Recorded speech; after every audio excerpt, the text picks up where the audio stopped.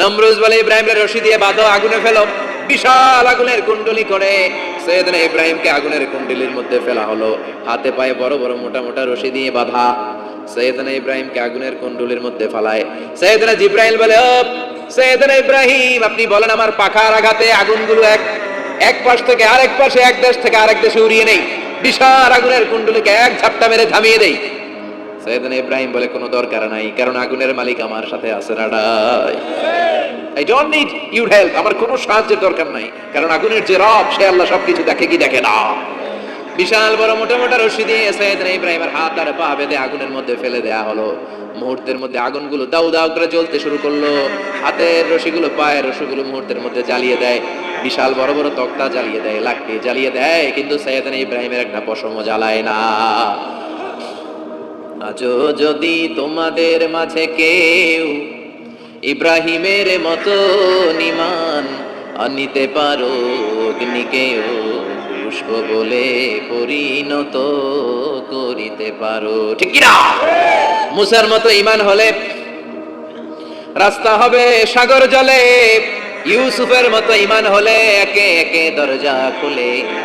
নবী ইব্রাহিমের মতন ঈমান যদি আজও থাকে বিদ্যমান, অগ্নিকুণ্ডে দেখতে পাবে খুবসুরতে ফুল বাগান। সুবহানাল্লাহ পড়েন। আল্লাহ বলেন, কুল্লা ইয়া নারু কুনি বারদান ওয়া সালামান আলা ইব্রাহিম। আল্লাহ বললেন, আগুন, দুনিয়ার শুরু থেকে তোকে একটা ধর্ম আমি দিয়েছি, যা পাবি জ্বালিয়ে ছারখার করে দিবি, কিন্তু আজকে কয়েকদিনের জন্য তোর জ্বালানোর ক্ষমতা আমি আল্লাহ কেড়ে নিলাম। তে আমার ইব্রাহিমের জন্য ঠান্ডা হয়ে যা। কি হয়ে যা? তবে আগুন খবরদার এত বেশি ঠান্ডা হবি না যাতে ইব্রাহিমের সর্দি না লেগে যায়। সুবহানাল্লাহ পড়ে। আগুন বলে, আল্লাহ বললা ঠান্ডা হ, আবার বললেন বেশি ঠান্ডা হবি না যাতে সর্দি না লেগে যায়। আমি কি করব? আল্লাহ কয়, বারদাউ ওয়া সালামান আলা ইব্রাহিম। আমার ইব্রাহিমের জন্য এয়ার কন্ডিশন, নাতিশীতোষ্ণ, গরম নয় ঠান্ডা নয়, এরকম জান্নাতের গুলবাগিচা হয়ে যা। আল্লাহু আকবার। সাইয়েদনা ইব্রাহিম আগুনের ভিতরে 40 দিন ছিলেন। চিল্লা এখন কয়দিন? একটা পশমও পুড়ে নাই। আগুন থেকে বেরিয়ে উনি অনেক দিন বেঁচে ছিলেন।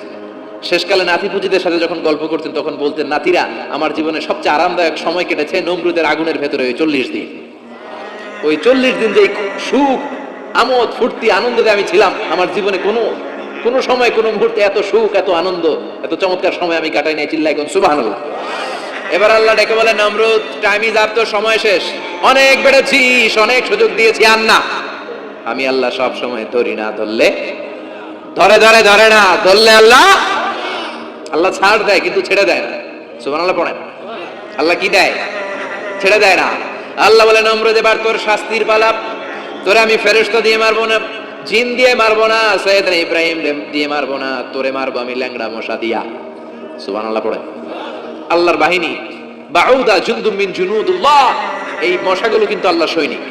এই বাতাস আল্লাহ সৈনিক। 50 আর 70 কিলোমিটার বেগে যদি একটা বাতাস বয়, সব শেষ হয়ে যাবে, ঠিক কি না? এই জলোচ্ছ্বাসগুলো আল্লাহ সৈনিক, এই ভূমিকম্প আল্লাহ সৈনিক। ছোট্ট একটা ল্যাংড়া মশা নমরুদের নাকের ভিতরে দিয়ে ঢুকে কামড়াতে শুরু করছে। নমরুদ লাফাইতে শুরু করছে। নমরুদ রে সবাই কয়, নমরুদ তুমি ড্যান্স দাও কেন? কারে ড্যান্স না, মশায় কামড়ায়।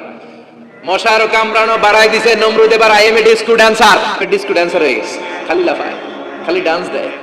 আহা, নিজের মাথার মধ্যে নিজে আঘাত করে, খুশি মারে, কিন্তু মশা বের হয় না। আমি এই মশা ঢুকছে কার অর্ডারে? এটা যদি বেরোতে হয়, বেরো হবে কার অর্ডারে? সে মাথার মধ্যে কিল মারে, খুশি মারে, নিজে আহত করে ফেলে, মাগার মাথা থেকে মশা বের হয়। নাকের ভিতর দিয়ে মশা ঢুকে কামড়ানো, এটা কি চারটেখানি কথা? শীতকালে যখন কাঁথা গায়ে দিয়ে শুয়ে থাকি, মশা যখন পন পন পন পন করে কানের সামনে, খারাপ লাগে না? আবার কাঁথাটা সরিয়ে আবার শুয়ে, আবার বন বন বন বন।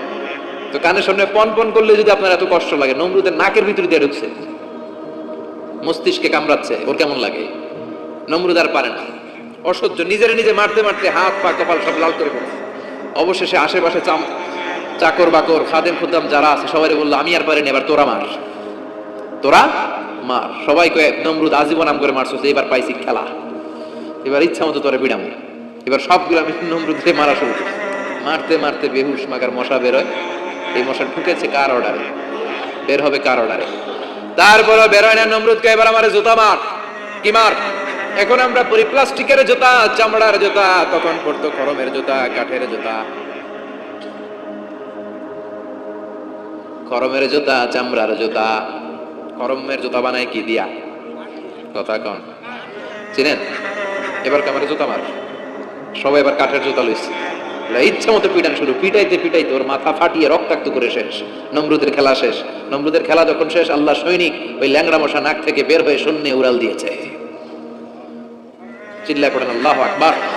পৃথিবীতে কেউ তো স্থায়ী হয় না, হোক না সে ফেরাউন কিবা নমরুদ। কেউ ভাবে চিরদিন রয় না, কেউ ভাবে চিরকাল রয় না। পৃথিবীতে কেউ তো স্থায়ী হয় না, হোক না সে ফেরাউন কিবা নমরুদ। কেউ ভাবে চিরদিন রয় না। চিল্লায় বলেন ঠিক কিনা? নমরুদ আজীবন থাকতে পারছে? ওর ক্ষমতা, ওর দাপট, ওর জুলুম, ওর অত্যাচার, ওর শেষ রক্ষা করতে পেরেছে? কথা কন। ফেরাউনের দাপট আর ক্ষমতা বাঁচাতে পেরেছে? এখনো যারা দাপট দেখায়, জুলুমবাজ, এদের ক্ষমতা দাপট এদেরকে বাঁচাতে পারবে না। বাঁচানোর মালিক একজন, চিল্লায় বলো তিনি কে?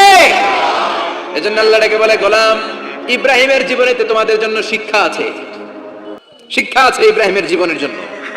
ও নবী, আমি এই কিতাবকে আপনার কাছে পাঠিয়েছি অন্ধকারাচ্ছন্ন মানুষগুলোকে অন্ধকার থেকে আলোর দিকে নিয়ে যেতে।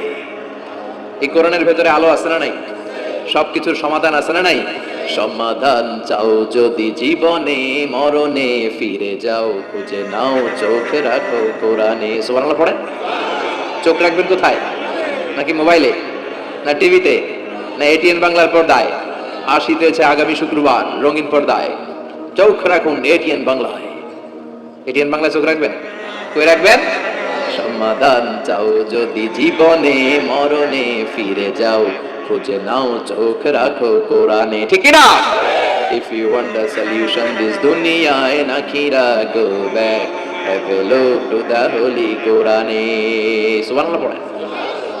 কি নবী আল্লাহ বানালেন, ওই নবীর নামে আল্লাহ একটা সূরা দিলেন। আবার আল্লাহ বললেন, ও দুনিয়ার মুসলমানেরা শোনো, তোমাদেরকে মুসলমান বলে নাম করেছে সাইয়েদনা ইব্রাহিম। ঠিক কি না? আবার এই নবী সাধারণ কোন নবী নয়, এই নবী হলো তোমাদের জাতির পিতা। আমাগো জাতির পিতা কেডা? কথা কর আরো জোরে, সবাই মিলে বলেন, মিল্লাত আবিকুম ইব্রাহিম হুয়া সাম্মাকুমুল মুসলিমিন। মিল্লাত আবিকুম ইব্রাহিম, তোমাদের জাতির পিতার নাম, আমাদের জাতির পিতার নাম হুয়া সাম্মাকুমুল মুসলিমিন, তিনিই তোমাদেরকে মুসলমান নামকরণ করেছেন। আবার আল্লাহ বললেন, আসলিম ইব্রাহিম, তুমি সবাইরে মুসলমান বানাও, আগে নিজে মুসলমান হও। আসলিম ক্বালা আসলামতু লিরাব্বিল, ও ইব্রাহিম তুমি মুসলমান হও। বলার সাথে সাথে ইব্রাহিম বলে, আল্লাহ দেরি নাই, আমি মুসলমান হয়ে গেলাম। ইহুদিরা দাবি করতো সাইয়েদনা ইব্রাহিম নাকি ইহুদি, নাউজুবিল্লাহ পড়বেন না? খ্রিস্টানরা দাবি করতো সাইয়েদনা ইব্রাহিম নাকি খ্রিস্টান।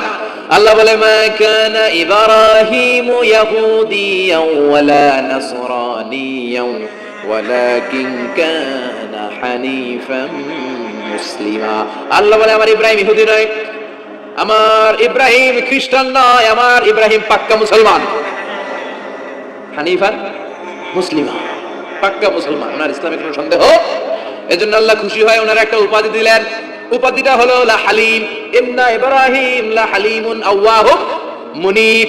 আমার ইব্রাহিম সহনশীল, আমার ইব্রাহিম ভদ্র। সুবহানাল্লাহ বলেন। আমাদের বাংলাদেশে, আমাদের মুসলমানদের মধ্যে এটা সবচেয়ে বড় অভাব, সহনশীলতা আমাদের নাই। কথা কয়, নিজে যেটা বুঝি ওইটাই। আমি তাবলীগ করি, আমি মনে করি আমিই হক, বাকি সব বাতিল। এই সমস্যাগুলো বাগেরহাটে আছে না নাই? হ্যাঁ, আমি যদি জামাত ইসলাম করি, আমি মনে করি আমিই হক, বাকি একটা দলের আমি হক বলতে চাই না। আছে না এরকম? আমি আহলে হাদিস, সো আমি হক, আর বাকি যা আছে সব বাতিল। আমি কওমি, তো আমি ভালো, আলিয়া সব খালিয়া। কথা কয়। আবার আমি আলিয়া, আমি ভালো, কওমিয়া সব শেষ। এই ঠেলাঠেলি এই দেশে আছে না নাই? এক ইসলাম, এক নবী, এক কোরআন, এরপরে সহনশীলতা নাই। সে অন্য নেশাবে পড়ুক, সে অন্য মতদের সে হোক, সে তো আমার ভাই। সবচেয়ে বড় পরিচয়, সেও মুসলিম, আমিও মুসলিম। এই চিন্তাটুকু নাই। আল মুমিনুনা ইখওয়া, ব্রাদারহুড, ভ্রাতৃত্বের এই বন্ধনটা আমাদের মধ্যে নাই। আমরা একে অপরকে গালিগালাজ করতে দেরি করি না, একটু চিন্তা করি না। কাফের বলে ফতুয়া দিতেও দেরি করি না। কথা কয়, ফতুয়া আছে না নাই? কয় তুই কাফের 10 কারণে, তুই কাফের 20 কারণে। তোর দাদা কাফের, তোর নানা কাফের, তোর পীর সাহেব হুজুর কাফের, আছে না নাই? তোর এই কাফের পীর সাহেব মারা গেলেন, এই পীর সাহেবের যে কবরে শোয়ানো হবে, ওই কবরের উপরে যে ঘাস উঠবে, ওই ঘাস যে গরু খাবে, ওই গরুর যে দুধ খাবে, ওইটাও কাফের, আছে না নাই? খালি ফতুয়াবাজি। আল্লাহ বললেন আমার ইব্রাহিম ফতুয়াবাজি করে নাই, ইন্না ইব্রাহিম লা হালিমুন আওয়াহুম মুনিব, আমার ইব্রাহিম ছিল সহনশীল ভদ্র একজন নবী। চিৎকার করে বলতে হবে ঠিক কি না? আবার আল্লাহ বললেন আমার ইব্রাহিমকে আমি খলিল উপাধি দিয়েছি, ইত্তাখাযাল্লাহু ইব্রাহিমা খলিলা। আল্লাহ বললেন গোটা বিশ্বের মধ্যে থেকে কাউরে আমি খলিল বলে গ্রহণ করি নাই, একমাত্র ইব্রাহিমকে ছাড়া। ইব্রাহিম আলাইহিস সালামকে ছাড়া কাউরে আল্লাহ খলিল বানাইছে? খলিল মানে বন্ধু, খলিল মানে, সবাই বলেন খলিল মানে। সাইয়েদনা ইব্রাহিমকে বানাইছেন খলিল, আর বিশ্বনবীকে বানাইছেন হাবিব। বিশ্বনবীর কি বানাইছে? সাইয়েদনা ইব্রাহিম খলিল, বাপ বেটা, একজন খলিল একজন হাবিব। বাপ কা বেটা সিপাহী কা ঘোড়া, কুছ না হতো থোড়া থোড়া, ঠিক কি না? বাপ ভালো তার বেটা ভালো তাই, মা ভালো তার ঝি, গাই ভালো তার দুধ ভালো রে, দুধ ভালো তার ঘি। বাবা যদি ভালো হয় ছেলে ভালো, মা যদি ভালো হয় মেয়ে ভালো, গাই যদি ভালো হয় দুধ ভালো, দুধ ভালো তো ঘি ভালো। কথা বলে, যেমন বাপ তেমন বেটা। বাবা হলেন খালিল, ছেলে হলো হাবিব। খালিল মানেও বন্ধু, হাবিব মানেও বন্ধু। খালিল মানে এমন বন্ধু যেই বন্ধু আল্লাহরে খুশি করার জন্য কাজ করে। কথা বুঝতে হবে। খালিল মানে এমন বন্ধু যেই বন্ধু আল্লাহরে খুশি করার জন্য কাজ করে, আর হাবিব মানে এমন বন্ধু যেই বন্ধুরে খুশি করার জন্য আল্লাহ নিজেই কাজ করে। কার দাম বেশি? হাবিবের দাম বেশি। সুবহানাল্লাহ কইবেন না? এই বাপ বেটার মধ্যে অনেক দিক দিয়ে মিল আছে না নাই? সাইয়েদনা ইব্রাহিম বাবা, বিশ্বনবী ওনার অধস্তন সন্তান, এই বাপ বেটার মধ্যে অনেক মহব্বত আছে না নাই? মিল আছে না নাই? আমি কোরআন হাদিস ঘেটে 60টা মিল পেয়েছি। কয়টা? সাইয়েদনা ইব্রাহিম আর বিশ্বনবীর মধ্যে 60টা মিল খুঁজে পাওয়া যায়। শুনবেন? হ্যাঁ, কষ্ট হচ্ছে না? 1 নাম্বার মিল হচ্ছে ফেস কাটিং এ মিল। সাইয়েদনা ইব্রাহিমের চেহারা যেমন ছিল, বিশ্বনবীর চেহারা প্রায় ওইরকমই ছিল।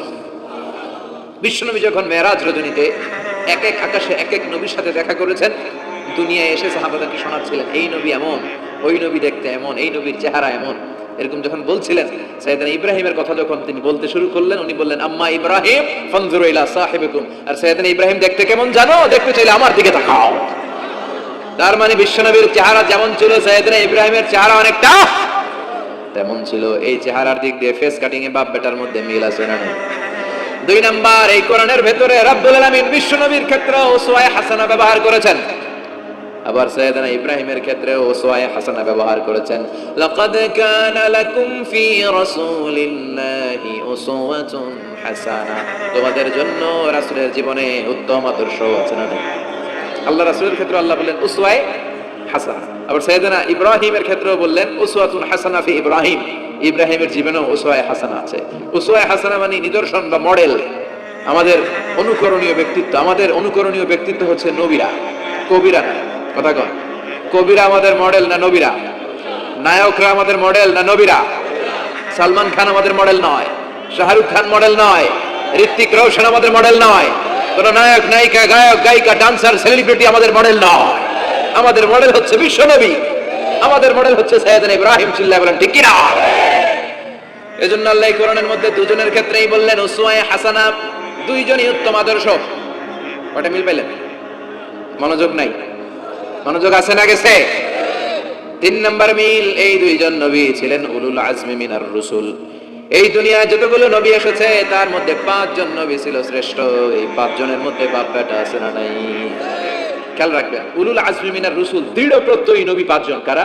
সাইয়েদনা নূহ, সাইয়েদনা ইব্রাহিম, সাইয়েদনা মূসা, সাইয়েদনা ঈসা, বিশ্বনবী মুহাম্মদ রাসূলুল্লাহ। এই 5 জন হচ্ছে উলুল আজমি মিনার রুসুল। এই 5 জনের মধ্যে বাপ বেটা 2 জন আছে না নাই? এরপরে বাপ বেটার মধ্যে আরেক মিল হচ্ছে বিনাউল কাবা।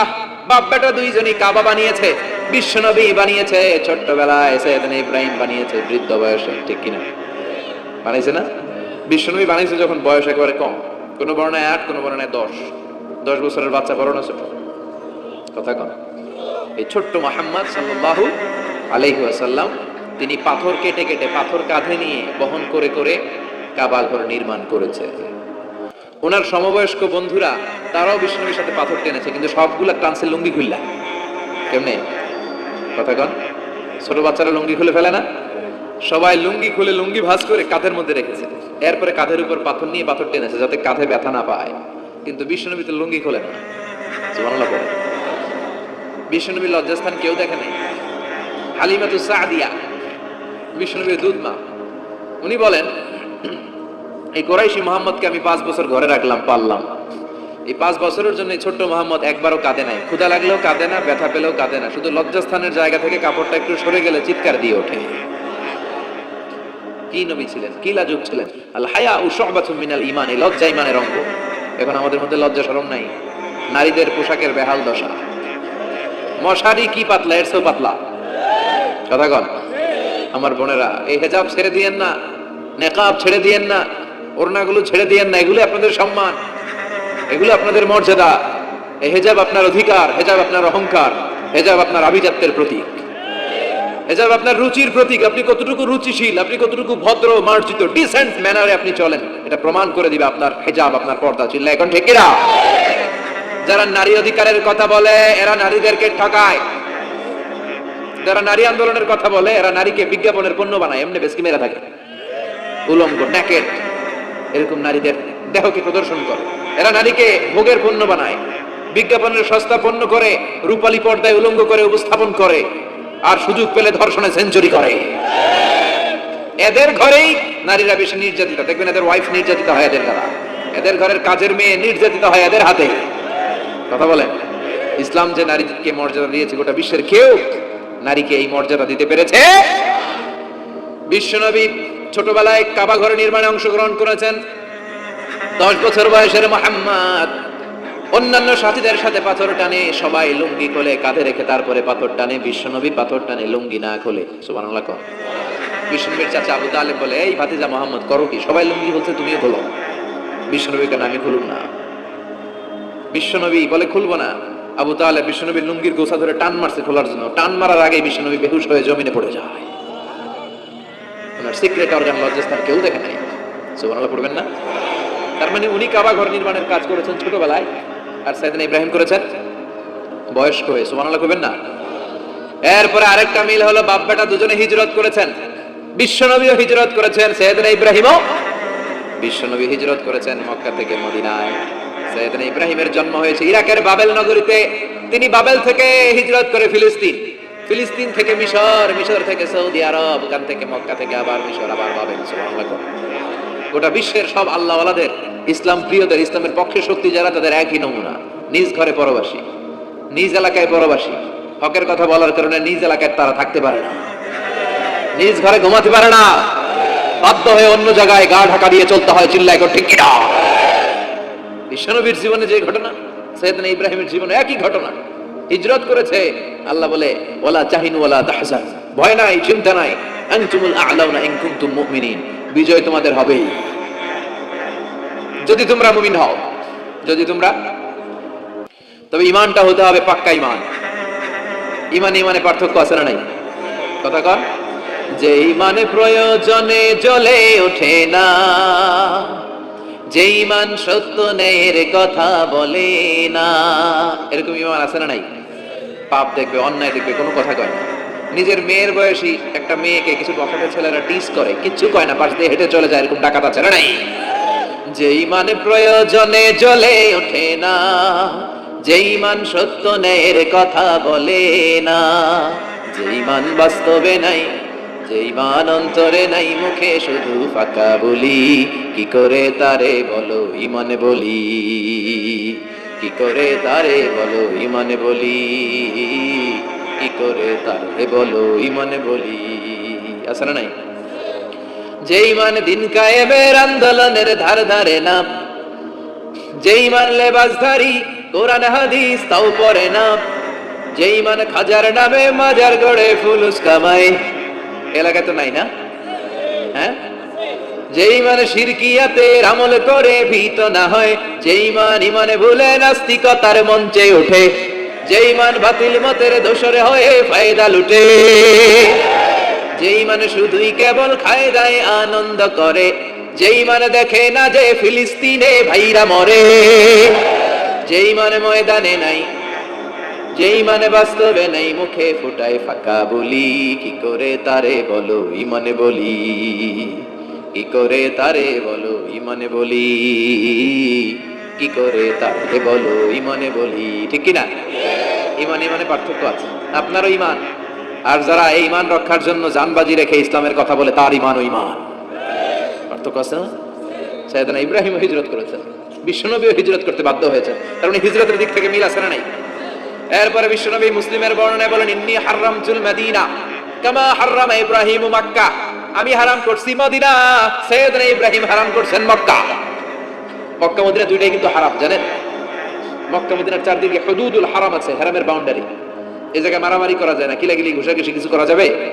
হত্যাকারীও যদি এই হুদুদুল হারামের ভিতরে ঢুকে, সৌদি পুলিশ ওখানে ওরা অ্যাটাক করতে পারবে না, ওরা ছলে বলে কৌশলে হুদুদুল হারামের বাউন্ডারির বাইরে আনবে, এরপরে মায়ের কথা বুঝেন না, এটার ভিতরে মারামারি নাই। তো এই হুদুদুল হারামের বাউন্ডারি বেঁধে দিয়েছেন মক্কায় সাইয়েদনা ইব্রাহিম, আর মদিনায় বেঁধেছেন বিশ্বনবী। বাপ্পাটা মিল আছে না নাই? এরপরে আমরা প্রত্যেক নামাজের শেষ বৈঠকে এমন একটা দুরুদ পড়ি, ওই দুরুদের মধ্যে বাপ্পাটা দুইজনের দোয়া আছে না নাই? এই দুরুদটারে সাইয়েদনা ইব্রাহিমের নামে ডেডিকেট করেছে কে? দুরুদটার নাম দুরুদে আমরা সবাই পড়ি, আল্লাহুম্মা সাল্লি আলা মুহাম্মাদ ওয়া আলা আলি মুহাম্মাদ কামা সাল্লাইতা আলা ইব্রাহিম ওয়া আলা আলি ইব্রাহিম ইন্নাকা হামিদুম মাজিদ। আমরা বলি, আল্লাহ সাইয়েদনা ইব্রাহিম আলাইহিস সালামের উপর, তার পরিবারের উপর যেমনি রহমত করেছেন, বিশ্ব নবীও তার পরিবারের উপর আপনি রহমত নাযিল করেন। এরপর পড়ি, আল্লাহুম্মা বারিক আলা মুহাম্মাদ ওয়া আলা আলি মুহাম্মাদ কামা বারাকতা আলা ওয়া আলা আলি ইব্রাহিম ইন্নাকা হামিদুম মাজিদ। সাইয়েদনা ইব্রাহিম তার পরিবারের উপর যেমন বরকত আপনি নাযিল করেছেন, বিশ্ব নবীও তার পরিবারের উপর এরকম বরকত নাযিল করে দেয়। কয়টা মিল পাইছেন বাপ বেটার মধ্যে?